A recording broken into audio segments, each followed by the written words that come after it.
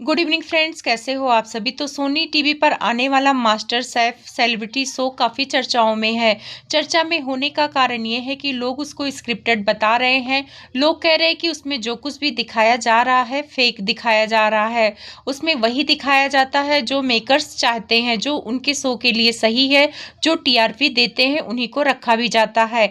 ये सारी चीज़ें तब बाहर आई सामने जब कविता किचन्स वहाँ गई थी और कविता जी को बाहर कर दिया गया। तो लोग उंगली उठाने लगे कि कविता जी इतना अच्छा कुकिंग करती थी और उनसे बेकार कुकिंग करने वाले जैसे निक्की हो गए, ये सारे अभी टिके हुए हैं।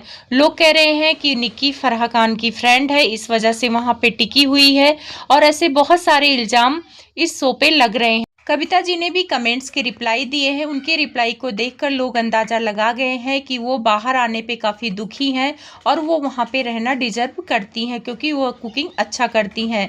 एक कमेंट्स आया था कि आप लोगों की मदद नहीं करती थी, आप खुद की मदद करती थी। तो उस पर कविता जी ने कहा है कि मैंने सबकी मदद की है और मेकर्स से जाके पूछिए कि उन्होंने क्या दिखाया है। वो लोग वही दिखाते हैं जो दिखाना चाहते हैं, बाकी वहाँ पे आप लोग को कुछ नहीं दिखेगा। जबकि हम लोग वहाँ पे अपना अच्छे से अच्छा करते हैं, लेकिन दिखाते ये वही लोग हैं। और इससे ये पता चल रहा है कि कहीं ना कहीं कविता जी ये इशारा कर रही हैं कि जो शो होता है वो स्क्रिप्टेड होता है, रियल नहीं होता है। वहाँ पे वो लोग वही दिखाएंगे जो उनके शो के लिए सही होता है। और एक ब्लॉग आया था फैजू का, जिसमें वो कह रहे थे कि वो प्याज काटने की प्रैक्टिस कर रहे हैं, वो खाना बनाने की प्रैक्टिस कर रहे हैं क्योंकि कल उन्हें कुकिंग करनी है मास्टर शेफ में।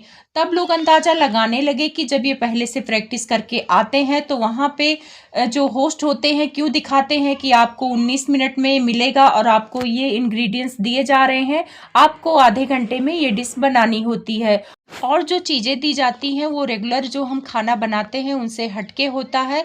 तो उसे देखकर पब्लिक समझती है कि बाप रे, जो महंगे महंगे रेस्टोरेंट में खाना बनता है, सारी चीज़ों का प्रयोग होता है जिसके नाम कुछ लोग पहली बार ही सुनते हैं, वो सारी चीज़ें ये सेलिब्रिटी अचानक से आधे घंटे में कैसे बना लेते हैं।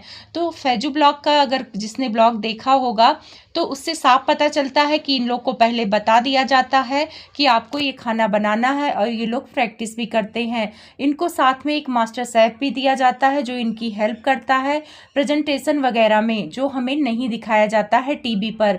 तो ये सारी चीज़ें पब्लिक के सामने आ रही हैं और लोग इस शो को लेकर बहुत ज़्यादा निगेटिव बोल रहे हैं। फैजू व्लॉग में एक हाथ भी दिखा था जब वो प्रेजेंटेशन कर रहे थे। तो ये सारी चीज़ें सब अनुमान लगाने लगे कि कोई ना कोई तो इनके साथ रहता है जो इनकी प्रेजेंटेशन में हेल्प करता है। और रही बात जिसका खाना टॉप पे जाना होता है, उसकी स्टोरी ये लोग पहले से कैसे बना लेते हैं। जैसे दीपिका कक्कड़ की स्टोरी थी जिसमें वो होम कुक कह के रो रही थी, तो वहाँ पे उनके खाने को अच्छा बताते हैं और वहीं पे साथ में इनकी स्टोरी लगाई जाती है। तो इनको पहले से पता होता है कि हमें क्या खाना बनाना है और उसी हिसाब से इनकी स्टोरी वहाँ पे बताई जाती है। अर्चना गौतम के घर फराह खान गई थी, तो जहाँ पे अर्चना बताती हैं कि वो साग घोटने वाला कलछी जो होता है वो लेके गई थी क्योंकि मास्टर शेफ में वो नहीं था।